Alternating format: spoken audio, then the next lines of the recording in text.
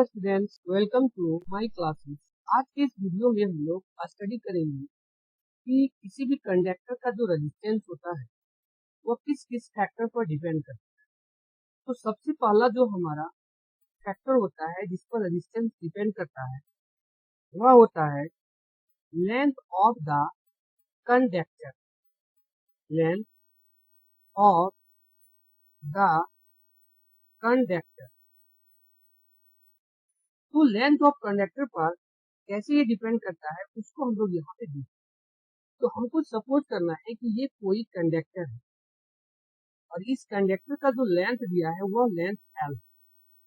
अगर इसको हम ओम्स लॉ की तरह अगर इसका हम सर्किट में अरेंज करते हैं और इसमें हम पोटेंशियल डिफरेंस अप्लाई करके जब हम करंट इसमें पास कराते हैं तो हमको जो है इस कंडक्टर का जो रेजिस्टेंस मिलता है वह R मिलता है।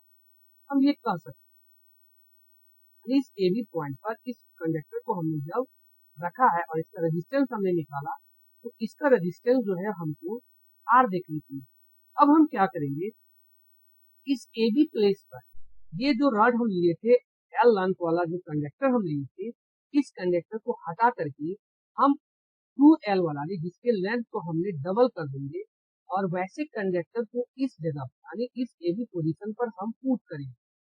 तो हमको जो है यहाँ पर देखने को क्या मिलेगा, जब हमें लेंथ के कंडक्टर के लेंथ को जब हमने बढ़ा दिया यानी 2L कर दिया तो उस केस में इसका जो रेजिस्टेंस हमको मिलेगा वह मिलेगा 2R। मतलब हम कह सकते हैं कि जो रेजिस्टेंस है वह डिपेंड करता है लेंथ ऑफ द कंडक्टर। हमने यहाँ पे देखा कि L लेंथ का जब हमने कंडक्टर लिया था उसका रेजिस्टेंस हमने R निकला और जब 2L लेंथ हमने लिया तो उसका रेजिस्टेंस जो हमको 2R मिलेगा, जो हम ओम्स लॉ के थ्रू इसको हम मेजर करें। तो यहाँ पर हम कह सकते हैं कि जो रेजिस्टेंस है R वह डायरेक्टली प्रोपोर्शनल हो गया हमारा किस पर, लेंथ पर पड़ा। यानी हम लेंथ को बढ़ाते जा रहे हैं तो रेजिस्टेंस भी हमारा क्या हो रहा है, बढ़ता है। दूसरा हम देखेंगे कि जिस पर वह डिपेंड करता है और वह डिपेंड करता है क्रॉस सेक्शनल एरिया पर। तो क्रॉस सेक्शनल एरिया पर वह कैसा डिपेंड करता है उसको हम यहाँ पर देखें। तो सपोज करना है कि हमने क्या किया है कि एक कंडक्टर लिया है और किसी AB प्लेस पर हम उसको पुट करेंगे, लेकिन ये जो कंडक्टर हम लिए हैं उसका जो क्रॉस सेक्शनल एरिया है हमने घटा दिया है। यानी यहाँ पर देख रहे हैं कि क्रॉस सेक्शनल इसका एरिया जो है वह ज्यादा था और इस कंडक्टर को जो हम ले रहे हैं उस AB प्लेस पर उसका एरिया को हमने घटा दिया है। तो जैसे ही हम एरिया को इसमें घटाएंगे और उस AB की जगह हम पुट करेंगे तो हमको यहाँ पर देखने को क्या मिलेगा कि इसका जो रेजिस्टेंस है वह रेजिस्टेंस जो है वह इंक्रीज करेगा यानी बढ़ेगा। मतलब हमारा है साफ कि R जो है वह इन्वर्सली प्रोपोर्शनल हो जाएगा किस पर, वह एरिया पर। मतलब अगर हम क्रॉस सेक्शनल एरिया को जैसे ही हम घटा देते हैं तो यहाँ पर रेजिस्टेंस उसका क्या होता है, बढ़ जाता है। जैसे कि अगर हम एग्जांपल में लेते हैं कि हमारे पास कोई रास्ता है, ठीक है, और इस रास्ते में जो है वह आदमी जो है वह जा रहा है, बहुत सारे आदमी एक साथ जा रहे हैं 5-6 आदमी। तो क्या करेगा कि इस रास्ते में वह आसानी से आदमी जो है वह पास कर सकता है, लेकिन इस रास्ते की चौड़ाई को अगर हम कम कर देते हैं, मान ले इस रास्ते की चौड़ाई को हमने कम कर दिया है और उतना ही आदमी इस रास्ते के थ्रू अगर जाना चाहे, मान लो उतना ही आदमी 5 आदमी अगर इससे हमको जाना पड़े तो हमको जो है वह जाने में क्या होगा, इसका जो है वह डिस्टर्बेंस होगा। उस आदमी को जाने में पतले से रास्ते में जहाँ वह 5 व्यक्ति चौड़ाई वाले रास्ते में जा रहा था जो आसानी से जा रहा था, लेकिन चौड़ाई जब हम रास्ते को कम कर दिया और वही 5 व्यक्ति को अगर एक साथ हम जाने के लिए बोलते हैं तो उसको जाने में दिक्कत का सामना करना पड़ सकता है। तो यहाँ पर क्या हो रहा है, इस पतले रास्ते में उस आदमी के लिए जो अवरोध है वह ज्यादा हो रहा है, जबकि इस चौड़ाई वाले रास्ते में उस आदमी का जो अवरोध था वह बहुत कम था। उसी प्रकार से इसमें क्या होगा कि जब हम क्रॉस सेक्शनल एरिया कंडक्टर को हम घटा दे रहे हैं तो उसमें करंट जो है वह पास होने में उसको ज्यादा है ना, मतलब प्रतिरोध करना पड़ रहा है। ठीक है, तो यहाँ पर हम देख रहे हैं कि जब हम एरिया को घटा दे रहे हैं तो रेजिस्टेंस क्या हो रहा है, बढ़ रहा है। तीसरा जो ये डिपेंड करता है और वह डिपेंड करता है वह करता है nature of its material. Nature of material यानी मटेरियल के नेचर पर डिपेंड करता है कोई भी रेजिस्टेंस, कि हम जो है वह किस प्रकार का मटेरियल ले रहे हैं। जैसा हम मटेरियल लेंगे उसका रेजिस्टेंस क्या होगा, कम भी हो सकता है और ज्यादा भी हो। तो हमको यहाँ पर देखने को दो चीज मिला है, एक इक्वेशन हमारा ये हुआ और दूसरा इक्वेशन हमारा जो मिला वो 2 मिला। तो इस इक्वेशन को अगर हम कहते हैं कि कंबाइन कर देते हैं, कंबाइन इक्वेशन 1 एंड 2, तो हम जब इसको कंबाइन करते हैं तो वहां हमको देखने को क्या मिला, are equal are directly proportional, इसको हम लिख सकते हैं एल बाय। जब इसको हम इस तरह से लिख देंगे, यहाँ पर हमको जो मिलेगा वह ये हो जाएगा रॉ और इनटू एल और बाय में हमको मिल जाएगा एरिया, ये आ जाएगा रेजिस्टेंस का फॉर्मूला। और ये जो रॉ होगा इसको हम लोग कहते हैं, वह कहते हैं स्पेसिफिक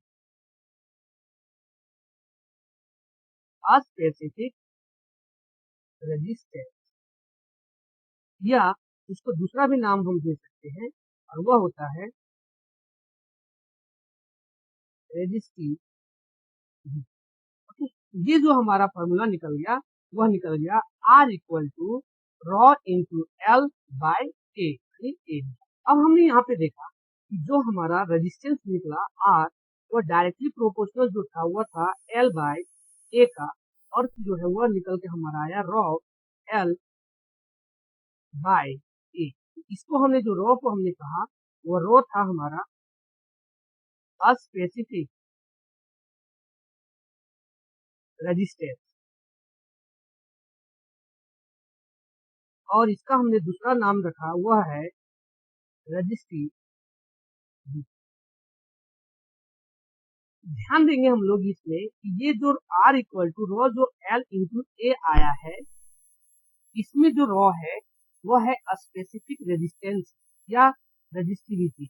ये जो स्पेसिफिक रेजिस्टेंस है ये जो डिपेंड करता है, मतलब जो रेजिस्टिविटी है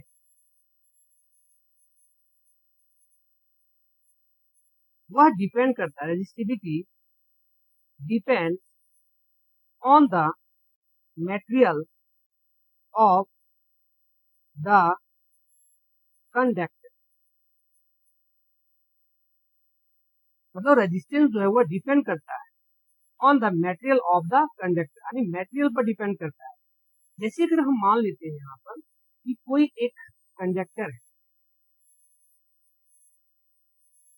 अगर ये एल्युमिनियम का कंडक्टर, दूसरा कंडक्टर जो है इस रूप में लेते हैं, ये भी कंडक्टर जो है वह एल्युमिनियम का है, तो हमको अगर कोई पूछता है कि क्या इसका रेजिस्टिविटी और इसका रेजिस्टिविटी क्या दोनों में डिफरेंट है, तो हम यहाँ पे कह सकते हैं कि नहीं, ये जो एल्युमिनियम है ये भी जो है वह एल्युमिनियम है, तो इसका मतलब दोनों का जो रेजिस्टिविटी है वह क्या होगा, सेम है। क्योंकि यहाँ पर हमारा साफ लिखा हुआ है कि रेजिस्टिविटी जो है वह डिपेंड करता है टोटल जो है वह मटेरियल ऑफ द कंडक्टर पर, मटेरियल पर डिपेंड करता है कि वह कौन सा मटेरियल। अगर दोनों हमारा एल्युमिनियम है लेकिन इसका शेप अलग अलग है, तो शेप अलग होने के कारण इसका जो रेजिस्टिविटी है उसमें कोई चेंज नहीं होगा, बल्कि ये जो एल्युमिनियम है उसका भी रेजिस्टिविटी उतना ही होगा जितना कि इस शेप वाले जो एल्युमिनियम है उसका रेजिस्टिविटी होगा। अगर हम मान लेते हैं शेप या साइज सेम है ये, लेकिन ये एल्युमिनियम का है, दूसरा जो है हम उतना ही साइज का अगर हम कोई कंडक्टर लिए हैं और अगर ये कॉपर है, तो क्या इसका जो रेजिस्टिविटी है एल्युमिनियम का और जो रेजिस्टिविटी है कॉपर का, क्या ये दोनों वापस तो सेम होगा। तो हम यहाँ पे कह सकते हैं कि जो एल्युमिनियम का रेजिस्टिविटी है वह जो है वह कॉपर की रेजिस्टिविटी से बराबर नहीं होगा, इक्वल नहीं होगा, क्योंकि ये एल्युमिनियम है और ये क्या है, कॉपर है। जो हमारा इसका बताता है कि रेजिस्टिविटी जो है वह डिपेंड करता है मटेरियल पर, मतलब एल्युमिनियम एक अलग मटेरियल हो गया और कॉपर जो है वह एक अलग मटेरियल है, इसीलिए दोनों का जो रेजिस्टिविटी होगा वह डिफरेंट। अब आगे हम लोग डिफिनेशन ऑफ रेजिस्टिविटी, यानी रेजिस्टिविटी का क्या डेफिनेशन होता है उसको हम यहाँ पे देखेंगे। तो हमने इससे देखा कि R equal to rho into L by A होता है। तो हमको यहाँ पे क्या करना है कि अगर हम मान लेते हैं कि इफ एल इक्वल टू, यानी कोई कंडक्टर है और इसका जो लेंथ है वह 1 मीटर दिया हुआ है, तो हमने मान लिया कि लेंथ जो है वह 1 मीटर है और इसका जो क्रॉस सेक्शनल एरिया है वह भी जो है 1 मीटर स्क्वायर यानी 1 मीटर स्क्वायर। जब हम इस वैल्यू को इस इक्वेशन की यानी R इक्वल टू यहाँ पे जब हम पुट करेंगे रॉ इंटू हो जाएगा 1 मीटर और एरिया हो गया 1 मीटर स्क्वायर। तो हमको यहाँ पे जो वैल्यू मिलेगा वह मिलेगा R इक्वल टू रॉ, ये आ जाएगा।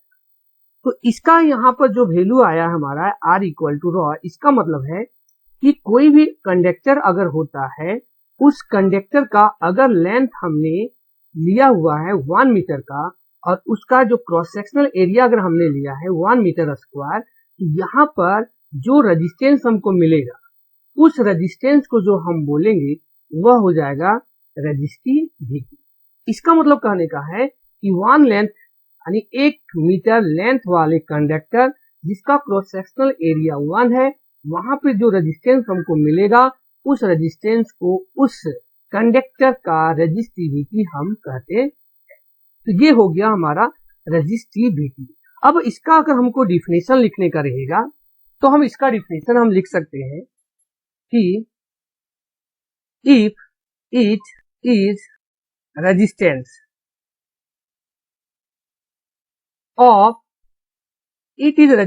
of 1 meter long conductor whose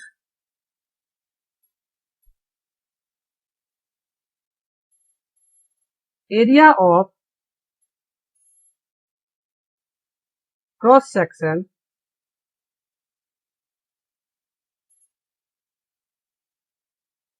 is 1 metre square. ये हो गया हमारा इसका डिफिनीशन जो हमने यहाँ पे देखा कि मान ले कि कोई कंडक्टर है और इस कंडक्टर का जो लेंथ है वह L है और इसका जो क्रॉस सेक्शनल एरिया है वह है 1 मीटर स्क्वायर। यहाँ पर जो हमको रेजिस्टेंस मिलेगा उसी रेजिस्टेंस को हम क्या कहेंगे, रेजिस्टिविटी कहेंगे। इसका दूसरा definition specific resistance of a material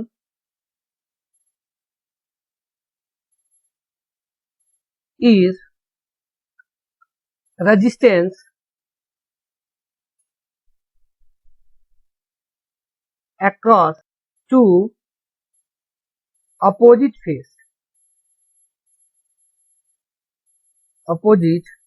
faces of its unit cube.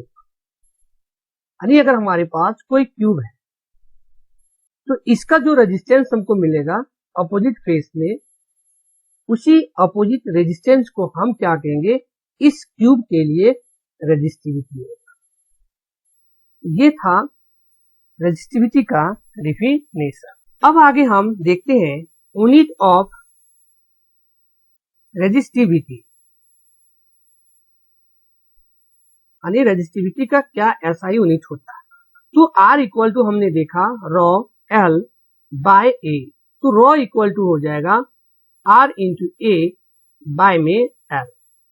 Raw यहाँ पर हमको देखने को मिलेगा कि जो रेजिस्टेंस का ऐसा यूनिट होता है वह होता है ओम और एरिया होता है मीटर स्क्वायर, और जो ये लेंथ है हमारा, लेंथ इसका होता है मीटर।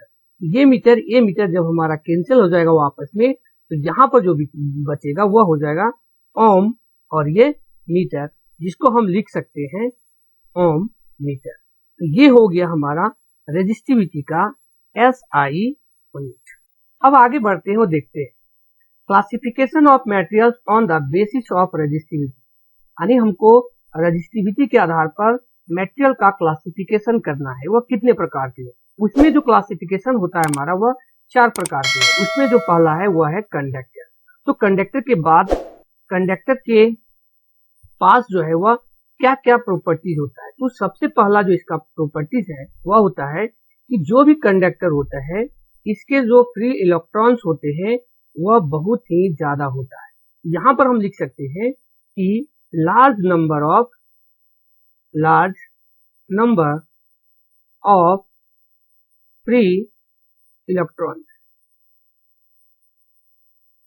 और large number of free electrons होने के कारण इसका क्या होता है कि रेजिस्टिविटी जो होता है वो बहुत ही कम होता है। तो यहां पर हम लिख सकते हैं कि रेजिस्टिविटी इज वेरी स्मॉल।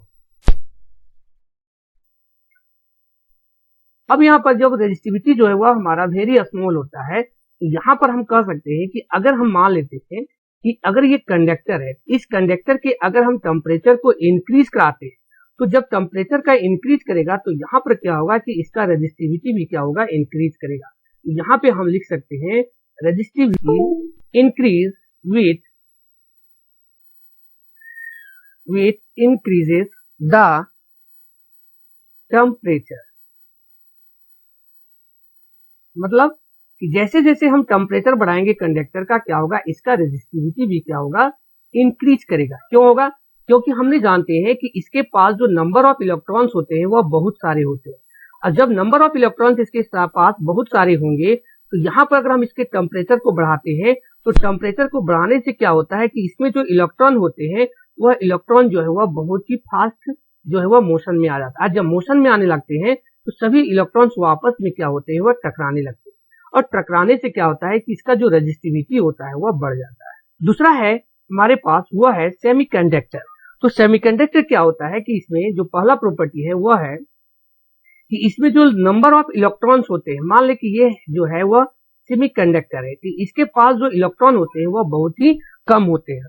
तो यहां पर हम लिख सकते हैं few number of free electron, यानी इसमें जो इलेक्ट्रॉन की संख्या है वह बहुत ही कम होता है, और नंबर ऑफ इलेक्ट्रॉन की संख्या कम होने के कारण क्या होता है, इसका जो रेजिस्टिविटी होता है वह बहुत ही ज्यादा होता है। तो यहां पर हम लिख सकते हैं रेजिस्टिव इज वेरी हाई, और रेजिस्टिविटी हाई होता है। तो यहां पर हमको क्या होगा कि अगर हम इसका इफेक्ट, अगर इसके हम टेम्परेचर को इंक्रीज करते हैं, तो टेम्परेचर के इंक्रीज करने से क्या होता है कि सेमीकंडक्टर का जो रेजिस्टिविटी होता है वह डिक्रीज करता है। तो यहां पर लिख सकते हैं resistivity decrease with increases the temperature. Resistivity जो है वह डिक्रीज करेगा अगर हम इसके टेम्परेचर, यानी सेमीकंडक्टर के टेम्परेचर को जब हम इंक्रीज कराते हैं तो रेजिस्टिविटी इसका क्या करेगा, डिक्रीज करता है। जिसमें हम एग्जांपल दे सकते हैं, इसका एग्जांपल जो हो जाएगा वह हो जाएगा सिलिकॉन एंड जर्मेनियम। ये दो एग्जांपल हैं, वह है सेमीकंडक्टर। तीसरा जो क्लासिफिकेशन है मटेरियल का, उसमें है इंसुलेटर। तो इसका जो सबसे पहला प्रॉपर्टी होता है कि कोई भी इंसुलेटर है इसके पास इलेक्ट्रॉन्स की संख्या जो है वह बहुत कम होता है। तो यहां पे लिख सकते हैं कि insulator have no free electron, यानी इसके पास कोई भी फ्री इलेक्ट्रॉन्स नहीं पाए जाते। ये हो गया हमारा इसका पहला। दूसरा, अगर इलेक्ट्रॉन्स इसके पास नहीं है तो हम कह सकते हैं कि इसका जो रेजिस्टिविटी होता है वह बहुत ही ज्यादा होता है। तो हम लिख सकते हैं इसके पास वेरी हाई रेजिस्टिविटी। दूसरा, अगर इसके पास रेजिस्टिविटी बहुत ही ज्यादा है, तो रेजिस्टिविटी अगर ज्यादा है तो इसके यानी इंसुलेटर को अगर हम हीट करते हैं या इसका हम टेम्परेचर को जब हम इंक्रीज कराते हैं, ठीक है, तो क्या होगा कि इसका जो है वह रेजिस्टिविटी जो है वह डिक्रीज होगा। रेजिस्टिविटी डिक्रीज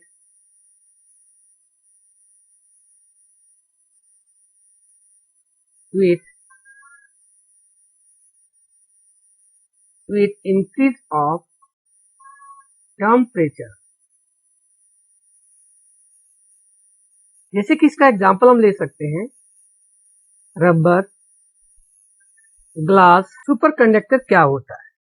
तो सुपर कंडक्टर क्या है? Superconductor are those materials whose resistivity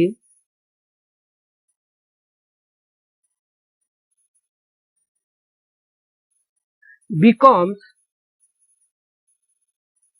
zero below a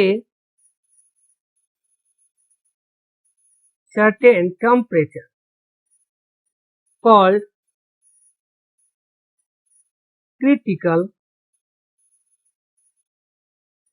temperature।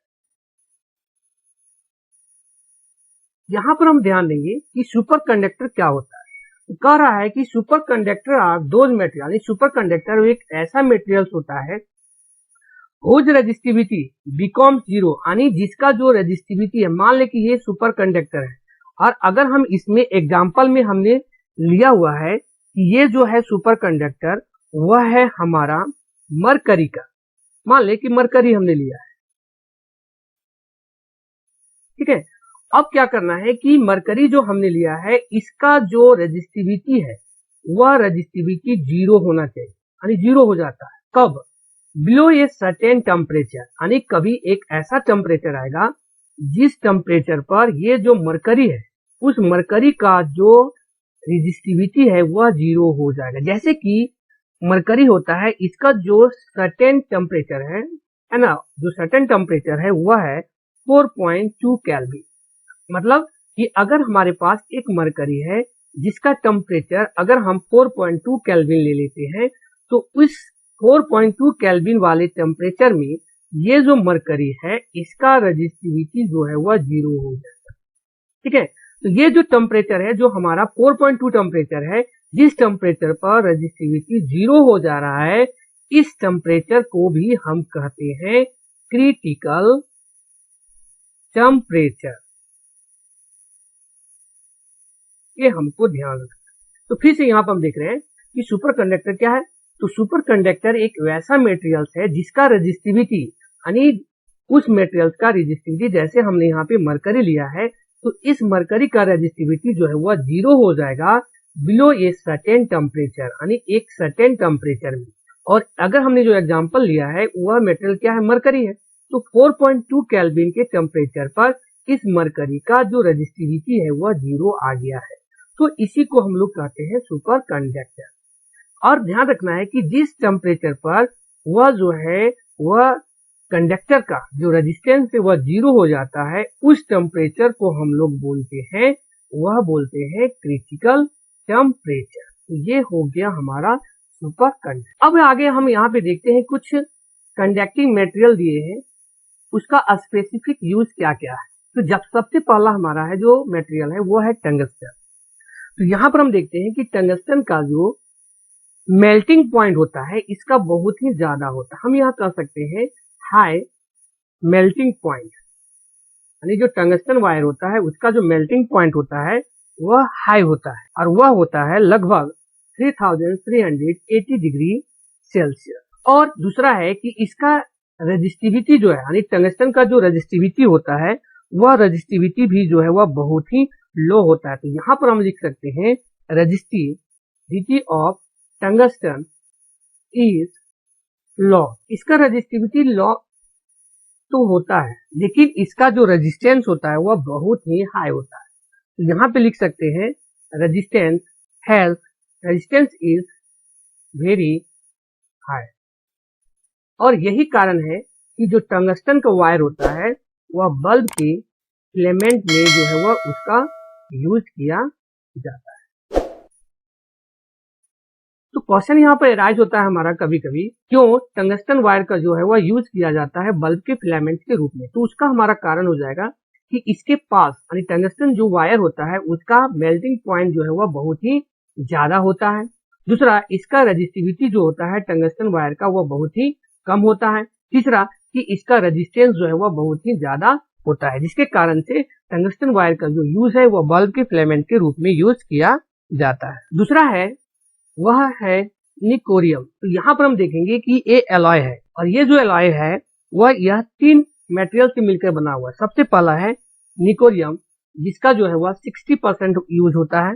दूसरा है क्रोमियम जिसका जो यूज होता है वह है 12% और तीसरा होता है ना मैग्नीशियम जिसका यूज होता है 2% और चौथा जो है वह होता है Fe यानी आयरन जिसका 26% यूज किया है। तो ये चारों मटेरियल्स का कंबाइन करके यानी मिक्स करके जो बनाया जाता है वह बनाया जाता है निकोरियम वायर। और निकोरियम वायर जो बनता है तो यहाँ पर देखेंगे कि इसका जो रेजिस्टिविटी होता है वो बहुत ही हाई होता है, यानी इसको हम लिख सकते हैं निकोरियम वायर का जो रेजिस्टिविटी होता है वह हाई रेजिस्टिविटी होता है, high resistivity and high melting point, high melting point. और इसका और एक प्रॉपर्टी होता है कि ये जो है वह एयर के साथ रिएक्ट नहीं होता है। तो यहां पर हम लिख सकते हैं it does not react with air, जिसके कारण से इसका यूज जो है वह हीटिंग इफेक्ट वाले मटेरियल में इसका यूज किया जाता है, जैसे कि इलेक्ट्रिक आयरन, इलेक्ट्रिक हीटर, इस सारे में इसका यूज किया जाता है। यानी इलेक्ट्रिक आयरन, इलेक्ट्रिक हीटर, ये सारी चीज में निकोरियम वायर का जो है वह यूज किया जाता है। क्वेश्चन यहाँ पे राइज हो सकता है कि निकोरियम का वायर का जो है वह इलेक्ट्रिक हीटर या इलेक्ट्रिक आयरन या इलेक्ट्रिक टोस्टर में क्यों यूज करते हैं। तो हम यहाँ पे लिख सकते हैं कि इसके पास जो है वह हाई रेजिस्टिविटी होता है एंड हाई मेल्टिंग पॉइंट होता है। दूसरा, ये जो है वह एयर के साथ जो है वह रिएक्ट नहीं करता है, जिसके कारण से निकोरियम का यूज जो है वह यूज किया जाता है आपका इलेक्ट्रिक आयरन में या तो इलेक्ट्रिक हीटर में। तीसरा जो मटेरियल है वह हमारा कॉन्स्टेंटेन एंड मैंगनीज जो है, ये भी कॉम्बिनेशन है दो मटेरियल्स का। एक है कॉपर का जिसमें जो है वह 60% होता है, दूसरा है निकल का जिसमें जो है वह 40% का मिश्रण होता है। ये दोनों के मिलाने से जो है वह कॉन्स्टेंटेन एंड मैंगनीज का जो है मटेरियल प्रोड्यूस यानी बनाया जाता है। तो इसके पास क्या होता है कि इसके पास जो रेजिस्टिविटी होता है वह मीडियम रेजिस्टिविटी होता है, यानी यहाँ पे लिख सकते हैं इट हैव मॉडरेट रेजिस्टिविटी।